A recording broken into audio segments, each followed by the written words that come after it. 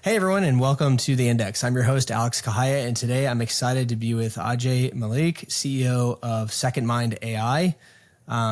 He is the former head of engineering architecture at Worldwide Corporate Network at Google and a technologist and business futurist. And I'm super excited to have you on the show so I can learn more about Secomind and what you're up to today. Thanks for being here. Oh, thank you for having me. Very nice. How are you, sir? I'm doing great. So I think first off, just start off, walk me through your background and how you got to be working on Secomind. All right. So, well, I'm old, so I have been working for many, many years now. I have worked for companies like Nortel, Motorola, Cisco, Google. And after Google, I started this company 6 years back, Secomind. And Secomind is an AI as a service company. And we started the AI journey. I was really excited about my work in Google and whatever I was doing in AI. And so I moved in that direction. And now with ChatGPT and all, like the whole world is really hot on AI. So we are lucky. Well, walk me through a little bit more about Secomind. Like you said, it's AI as a service, but what does that mean? What does it do? So, businesses, right? They need AI. Okay. They need AI for improving productivity, increasing efficiency, ensuring quality, multiple reasons, right? AI can be used in multiple places. And what we do is we help businesses add AI in their business, either add AI in their products to make their products better, or we add AI in their workflows, processes, operations, okay? Or we add AI in their help in their customer support so that they can do better. AI is an assistant, and we help them to use AI wherever it makes sense to, so that they have better benefits out of it. And like, can you give me some examples of of where how you do that? Yeah, sure. So let's start with let's look at a manufacturing company. Okay, a manufacturing company has machines, hundreds of machines. They are building something. Okay, let's talk about a textile manufacturing company. They are making cloth. In this particular company where we worked, right, we've added AI, right? We use camera. So what would happen is, like if the machine is malfunctioning, so, your threads are getting messed up, the cloth is not coming up right, something is going wrong.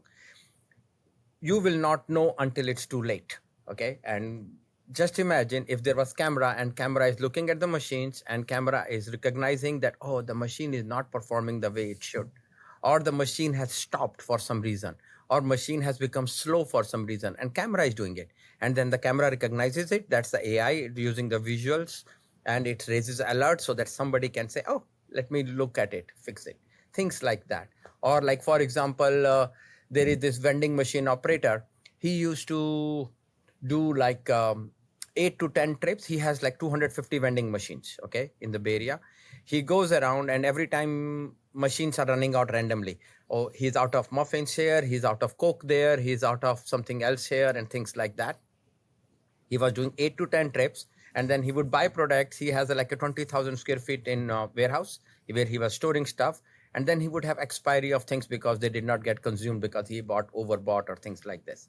And then what we did is we added an AI application for him that is for inventory management. So what happens is now he can forecast based on he can see how much Coke he needs, how much muffins he need overall.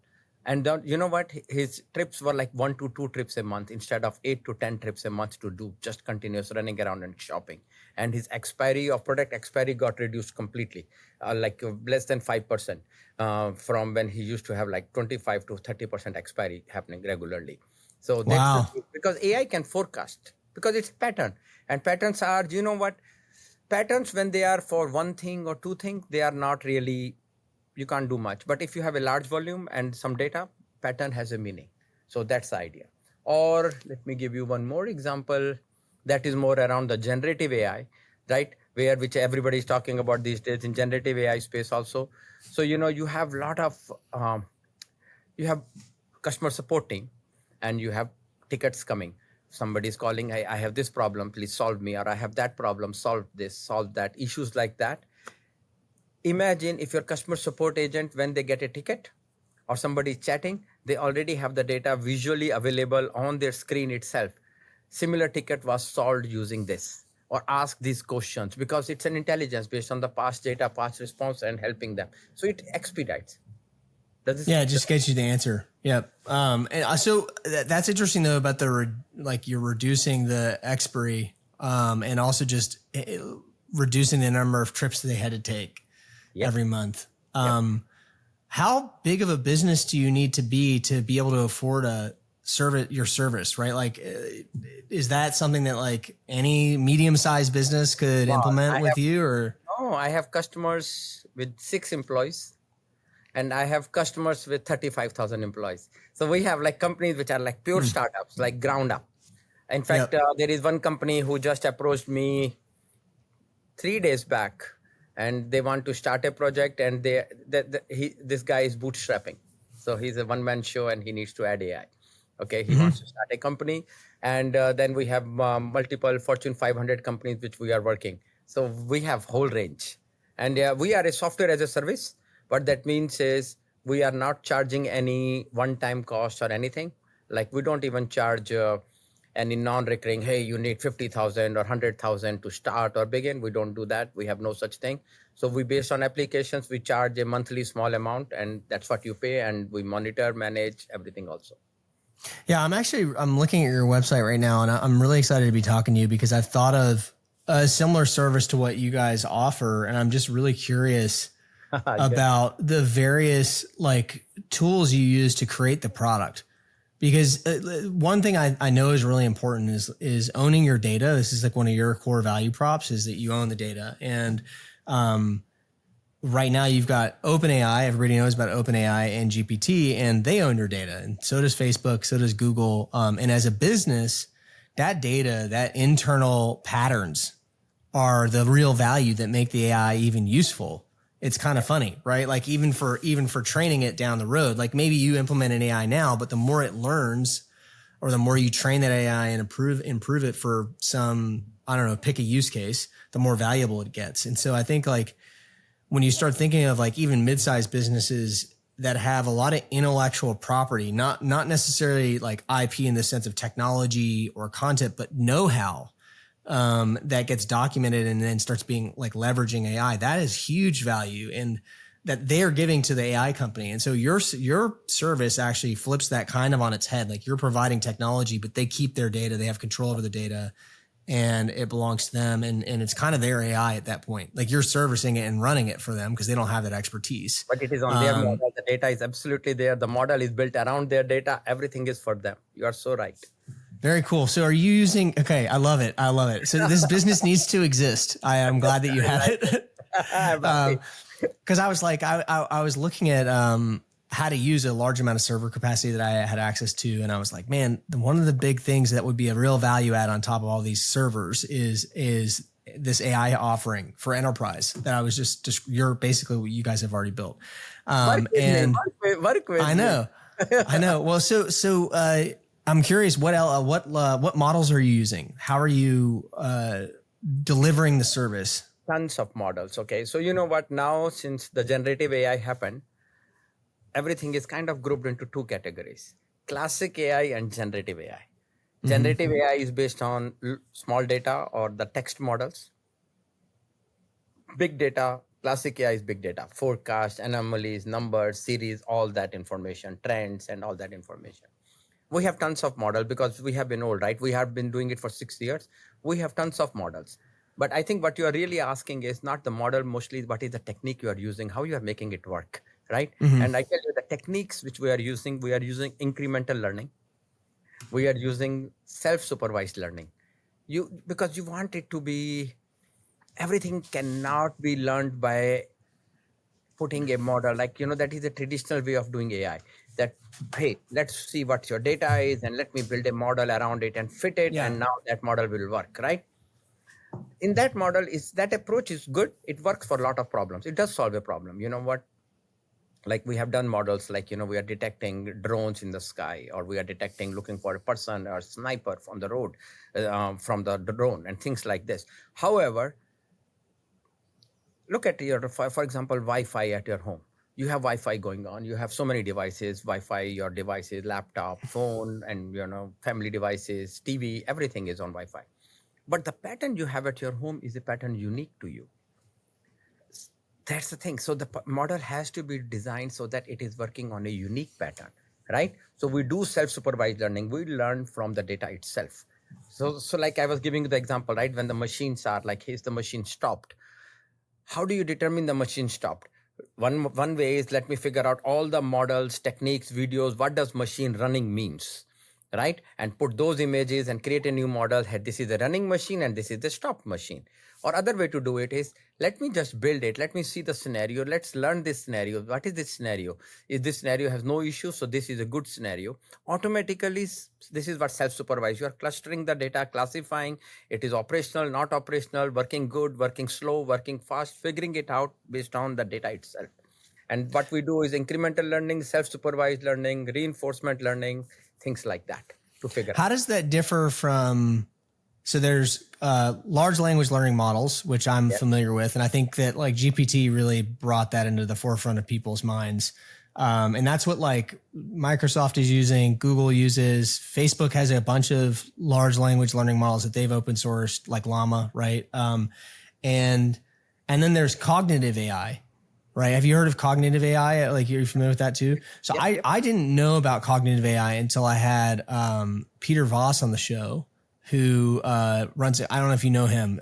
He has a company called Goya.AI. I'll send you the episode later, but I had no idea about this. So is that similar?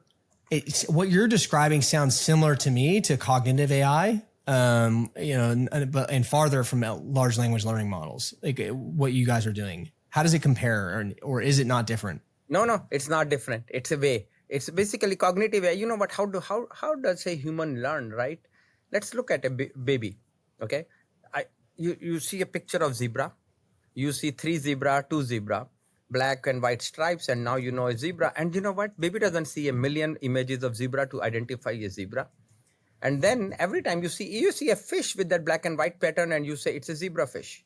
Or you see a bed sheet, which is a zebra pattern, right? So people figure it out. We learn from, that is cognitive, where you learn from small data, and then you can replicate that information in other contexts. Okay. Instead of the big data, which is like you have all the data, and based on the big data, you create a pattern that fits. It's a polynomial. It's a formula. You based on this. And so that when you see new data, you say, okay, let's see what this polynomial says. Okay. So what we are saying is kind of cognitive. Cognitive AI is nothing but a collection of models or techniques you use to learn on the fly. To learn on the fly, learn from small data. Learn from information, applying information you have learned in one context, using it in another context. That's all cognitive. And we do that as humans. We are always learning what we have seen in one place. If I'm afraid of dark, one reason could be because something bad happened in dark one place, and now when I go to another dark place, I'm already cautious. That's the whole thing, and that is how we learn. And that is, we do something similar. We learn from the live data. That is the incremental learning. That is the real-time learning. That is the self-supervised learning, whatever you call it. There are multiple techniques. They are all separate techniques. We use them, and that's how we operate. And are these models that you created in-house? I mean, they're techniques that are obviously like part of computer science, but the models, do you create them in-house, or are they open source, or a little bit of both? In-house. A lot of them are closed models. We have built them over techniques, learned over time. But you know what? As you said, AI is very old. Okay. It's not that I'm creating or inventing a lot of stuff. We are not. Yeah. Okay. We are applying it, and we are applying it in a different way. That's what is happening. And similarly, when we use generative AI, we use open AI models, we apply them. We use the LLMs also. We use LLMs, which are like Llama 3, Gamma 2. Yeah, you'll use anything. You don't care. You're just going to use anything with the customer to serve the customer, right? So you have some of your own proprietary stuff. Okay, yes. But you also use, you just mix it. So there must have been some use. I was going to ask, my next question was going to be, how did you decide which things to build first? Because like, did you start with open source things to service customers with, or did you get like a big customer who needed something, and so you decided to build something custom for them? Because that's a big investment, and it's a lot of resources to make a custom, model. So we were mostly, initially when we started, it was more started like a professional services. So we would go to customers and I was like, hey, I can do AI and I can do this and it will help you. And we will talk about some use cases. You can use there, you can use here, we talk about it. And then the customer sometimes says, yeah, I'm interested in that. So we did a lot of initial projects were done customer driven. So it was not like we did investment, and we were lucky. We got projects from companies. We are working with some very big companies and they gave us projects and we delivered. And you know what? And when we were delivering, we were learning. We were learning, and that's what happened. And then what we were doing is, and you know what? AI is interesting. Okay. When it works, the satisfaction of AI working is actually another level of satisfaction. Yeah, Okay. it is mind blowing. It is mind blowing. It's Yeah, it mind-blowing. really is. Yes. It is better than software working. Okay. When software Yeah. works, it's a good satisfaction. It's like the same thing. You are making some image, you make a good Adobe Illustrator, good vector. Amazing. Right? AI is also like this. It's very satisfying. And when it works and you see it, and when it works with the unknown data, the new data, which it has never seen, and you see, oh my God. I remember this is few years back when the GPT 2.0 and before that also, Rasa and other NLP models, and we would work at it. And every time you are trying it, you're like, let's see what the answer will come. Yeah. And Yeah. when the answer comes nice and you see, oh, it's consistent, reliable, right? Now I have some systems, some knowledge share bots we have delivered to customers, and they used to have accuracy, like what is the accuracy requirement? And now I have accuracy like 99%, 98% accurate answers. And the guy is like, oh, this is good. It is Yeah. actually solving my lot of problem. Well, I remember this feeling for myself with GPT-4, because my superpowers are with people and strategy, like connecting people and creating strategy and linking those two things together. Like I index very, very much towards like business development, partnerships, and sales. I am not good at like spreadsheets, like long-term research tasks, like things that require a lot of project management and organization are like my death knell. And I find that GPT is like it makes me like, if I could have some of those or even half of those skills, it's like I'm a superhuman, all of a sudden on my productivity. And GPT is like, gives me that, it gives all those other things that I'm not good at, the things that don't require people to interact with. Like one time, like I remember that one time I had a really complex model I needed to make, like a financial model. And I just gave GPT the numbers and it couldn't make a spreadsheet for me, but it gave me a Python script. It wrote the Python to make the Excel sheet. And that was one of those like aha moments for me where I was like, wow, I can't believe I have superpowers now. It is. You should feel like that. And I personally believe everybody should use AI. I think we need to, like there is this whole thing. Everybody in the world should have food, water, electricity, Wi-Fi, right? Internet. AI is one of those things. Because my own, right, I think my productivity has gone up 20-25 times. Like I was becoming older, but I was becoming better because I had AI on my side. And I tell you, it makes so much difference. The proposals, few years back, 4 or 5 years back, a proposal will take me like 8 to 10 days to make. Okay. You have to think it through, come up with what should I do, right? It takes me an hour to make now. Yeah. Okay. You can make a really good elaborate proposal. Here's a market opportunity for you. This is one of the things I thought about as a beachhead service when I was like brainstorming this idea for an AI company. And maybe you already do this, but making proposals for government contracts is like a huge amount of effort. And this is one of those things where there is some institutional knowledge with how you write these contracts at companies that are good at this. That if you fed an AI, like the past 10 years of documents of contracts that were written, it could probably just write the next, all of them for you. And there's like a company with a department of, 8 people that's all they do is write these contracts. It's like one person can do that job. We have an app, we call it RFP Responder. There you go. Yeah. And I tell you, one customer came to us and they sent us, they needed an application for RFP response. Okay. And they put a full questions and everything. Okay. We wrote it by hand. Okay. And we told them that, you know what, we could have used our AI to respond it. We did not, because we didn't want you to feel that we are so arrogant.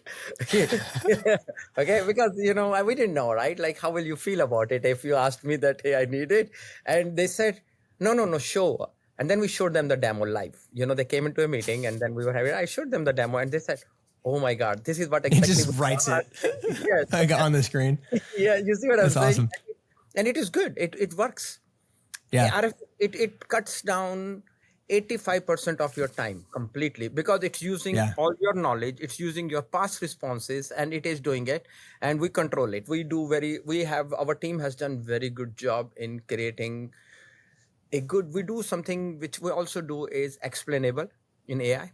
What does that mean is we try to make sure everything answer we are doing, it is cross-checked in another dimension. So what that means is, like everybody talks about an AI hallucination, we control that, because we make sure that the answer is coming from another pathway correctly also. We look for The that. hallucination's a real thing too. I mean, that Python script thing, the way I got to writing the Python script was I copy and pasted a Google Doc with the data in it into the GPT. And I was like, hey, GPT, manipulate this way, cause I was just dumb and didn't realize it didn't have access to the doc, even though I set the link to anybody can access this. And I thought, oh, it can just scrape it and read it, and it can't, or it couldn't back then. And I spent probably like 30 minutes prompting it, and I would go back and look, and it wouldn't have done it. And I'd be like, oh, that's weird. Maybe it was just a bug, like an error. So I'll try again, Yeah. And then I realized, oh, it doesn't have access. And I asked it, you don't have access to this. And it goes, yes, I'm just an AI. I can't access the doc.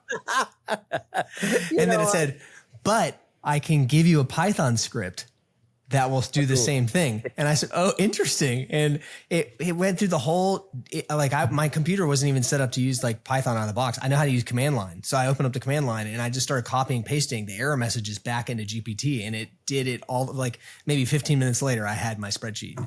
Oh, I give you a real example with ChatGPT. I use Fiverr, for getting people to do some quick dirty stuff, contact stuff, right? Hey, I needed this thing, or give me a small video or something, and like solve a small problem. I used to a lot. Okay. And it's a good site. But one day, this is like more than 1 year back, I was talking to this guy, and I said, I need this. Can you do it quickly? And the guy is asking me questions. I said, okay, you know what? I started giving him answers, what I'm looking for. I wrote it in a Google Doc, and I said it. And, I gave him everything. He understood the problem. He said, you know what? It's late now. So I will look at it tomorrow morning again, and then I will tell you how much time it will take, or how much I will charge. I said, okay. Since I had written all the requirements anyway, I just fed it into ChatGPT. ChatGPT gave me answer, and 15 minutes later, I had a working solution. I was like, oh my God. And then, this is the thing, and it takes time for people to realize how they can use it. It's like this. A lot of people still don't know how to use Google search. They can't find stuff. So it's like this. It will take time. And I think we have to educate the world. I think we have to enable people to be able to use AI, because it will improve the quality of life for everyone. I agree. People can do other things. I want to lean into this a little bit more. We touched on this a bit in the beginning, and I have my own hypothesis and conviction around why a company like Secomind needs to exist. But explain to people, because I feel like GPT and Anthropic, they kind of have like cornered the market. Like people know them, they're big names, but they don't realize that there's this whole enterprise market that really needs something different. Why is that, and what is it that is different about what you guys provide versus what they can get at some of these other like bigger companies? So let me tell you this. Let's use ChatGPT. Okay. When you use ChatGPT, you have your company knowledge. You have 10,000 documents. How will you start using ChatGPT for you and sharing the information with the other person in your company? There is no way. They are a consumer application. Yep. And you have to start with ChatGPT every day from scratch. Maybe you can have some pre-saved memory prompt or something but you need a lot more data and workflows. Your workflow needs, you need to interact with the APIs with your local systems. I need to do this and this. Every company, how it operates, it has unique DNA. And you know what? AI is not like a vending machine. You can put it in your company and I am AI. No, you need to use AI in your processes. You need to stitch the workflows. That workflows do not happen with ChatGPT. The Yeah. workflows are completely not a part of ChatGPT, one thing. Second thing is the ChatGPT is running in cloud. It's not in your local on-premise. I do not want all my data to go there. I do not want everything. So I need some system to make sure all data is somewhere secure local system. Even if I'm using Azure has a guarantee that they will not use your data for learning, but what I am doing with the data and everything that needs to stay with me, and all my data needs to reside with me normally. Maybe for APIs I use them, but it's only for short time. After that, it should stay with me. So people need the enterprise version of system running in their business, using their APIs, working on their data, ability to collaborate between the employees. If you have 2, 4, or 100 or 10,000 employees, if you are working on something, you can't have everybody start from scratch every time. You want to build it and continuously. And if you have a process, you want to start the same process. Onboarding has to be same way. Everything has to work like that. You see what I'm saying? So that is the whole idea. That's why you need a system. You need a system working. It's like our approach is, everybody needs iPhone and Android. Well, I believe that something like that. It has apps. That's what we are. We have hundreds of ready to deploy apps. They go into your system. They are stitched with your workflows. We stitch them. It matter of weeks, we have some applications working for them, and now they have system. So if you have knowledge in the company, you have so much knowledge. Suppose how you do things, how do you do this, how do you do RFP responses? You are not going to start from scratch every day. These are my old, sit with ChatGPT. These are my old responses. And then you send new response, then get a response, and it will come back with a, it can't work. You cannot, it will be actually very inefficient to use ChatGPT for your daily enterprise work. You need a system which works for your automation, works for your workflows, which is stitched with your workflow. That is the thing that is missing completely. And then, so that part people need it. And then there are certain other things. ChatGPT, when it comes to classic AI, I need my projection based on real-time data from my database. The sensors are saying something. For Right. that, Can't get that. Yeah. You cannot get that kind of thing. And that is super actionable. I mean, that kind of thing is very actionable. And everybody needs it. So you need both. And that they are in one dimension. They're doing very good job. They're amazing. Okay. Yeah, but they are solving one problem, but they are not solving the other problem. Business needs both. Generative is, I think, 30%, 70% is still classic AI. You need that. And that part is missing. So it's interesting. Yeah. The thing that was really limiting with GPT-3 was, and 3.5 was, it didn't have access to the internet. Like you couldn't get in the update. It was only up to 2020 and then it was 2022, it was behind. And so now if you have the paid subscription, you can get, it will search Bing for you because they're partnered with Microsoft, and that's really useful. But yeah, the real-time updates, and there's a ton of, I'm sure, internet services, like it has access to the index of the internet, but it doesn't have access to like real-time data from applications and things like that without like a GPT build. So they do have some ways to like stitch some things together, but it's very different than the enterprise use case than what you're talking about. The enterprise data is missing because you know what, they are limited by the context.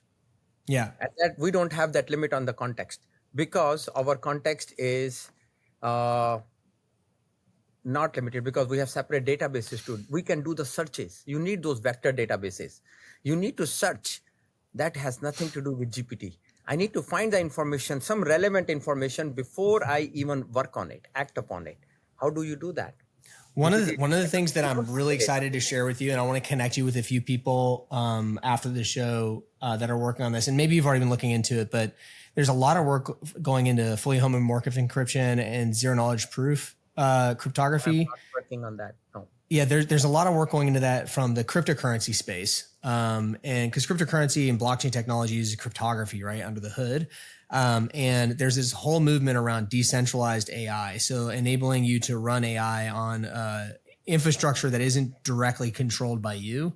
It's actually run by like thousands of people, individual people, and this encryption, this cryptography is meant to protect data and enable like this guy Bidon, he's running a company called Bagel Network, for example. there you're going to use fully homomorphic encryption to allow like a proprietary LLM to train on proprietary data without exposing either thing to the other. Very And nice. Cool. yeah, Cool. which is really, really cool. And Very one of good. the things that I imagined being possible in innovation that doesn't exist quite yet, or at least maybe it does, you can correct me if I'm wrong, but let's say you have two customers. They want to share their AIs. They want to have the AIs talk to each other and the data kind of talk to each other, but they don't want to give up the data. They want to maybe show the result of the data or something like that, the result of what the AI does, but they don't want to show the actual data that their model was trained on. But they have some like use case where these like two things need to talk to each other. And so this kind of technology protects the data and everything. Yeah. So, one thing we do with some customers, we are doing bot to bot conversations. Mm-hmm. So Crazy. but it's very natural. Bot is nothing but an API. You put input and you get output on the knowledge, right? So we have applications which are talking from one bot to another and getting the data to use it, because they trust this data. They ask the question, they get this information from this bot, and that this bot does something else. Now, because it's an API, bot doesn't even have to know the other side is a bot. Bot was using APIs. We use API for Oracle, SAP, Salesforce, Bugzilla, Jira, Confluence. Use API for another bot. Same thing. Yeah. It's a request and response, and it works. But we have not done anything like thinking about it, like knowing that that's an AI, and I'm using the other person's AI. We use it as an API. So we have those use cases. Customers are doing that bot to bot, and they use it. They're treating it because output of bot, if it's reliable, it's just an output. It's the knowledge. AI is hidden. I ask you a question. Hey, what was the defect rate in March 23? And AI goes there, bot figures it out. Yeah, that's actually super interesting. So, you just made me think of like another like really common problem with API, like building an API. Like use the real estate market as an example. There's a ton of unstructured data in the real estate market, and entire companies have been built literally just organizing that data into a JSON API, like a JSON data, right? Like organized structured data. And basically like what you're talking about is these bots are the API, and they can be fed any unstructured data and just feed it to another computer, another program. This is your business idea. Yeah. It is, because bot is just an API to me. Yeah. And you are just showing the response, and it is figuring it out and structuring the data. He's taking the unstructured data and giving back in a nice structured format. Right. And there's so much like that. And it can be pulled from images. It can be pulled from lots of different things. And it can actually, this is the other part. Because now what you do is, and now if it is a system, like in our case, we call it Studio X. That's our platform, right? Yeah. The API actually, it can use the classic AI models also. So it doesn't even care. So you can ask this. You can ask the bot a question. Hey, what is the defect rate? What was the defect rate in March 2023? It will give you. But then you say, what do you think the defect rate will be in June 2025? It will give you that. So it is actually predicting for you, but you don't see what is happening behind the scene, but it is giving you. So, and then you can use it in somewhere else. Some other application which wanted to know, like, hey, Salesforce, imagine Salesforce is now talking to system. Hey, tell me, like, you are asking Salesforce, hey, what do you see the sales? How do you project the sales? And then the inventory management application is working on that. So that both independent applications working together. Yeah. Yeah. I mean, the possibilities are enormous. So we're getting to the top of the show here, and I always ask the same question. So at the end, what have I not asked you that I should have asked or that you wanted to talk about? I think, no, I think one thing is, if people want to do AI, like dabble into it or thinking about it, feel free to contact me, no cost. And they don't even have to work with me. They can, I really want, I love hearing about the ideas, the ways, approaches people want to use AI, right? Like the one thing you just said, I think it's a pretty cool thing. It's a good application. All unstructured data, I will give it in a structured format. That's a simple application, but very useful. Right? Yeah, really useful. Very useful application. So I think this is what it is. I would love to help people. And if there is any way we can help people to, even for their personal, I don't think AI is, I think AI is not just about business.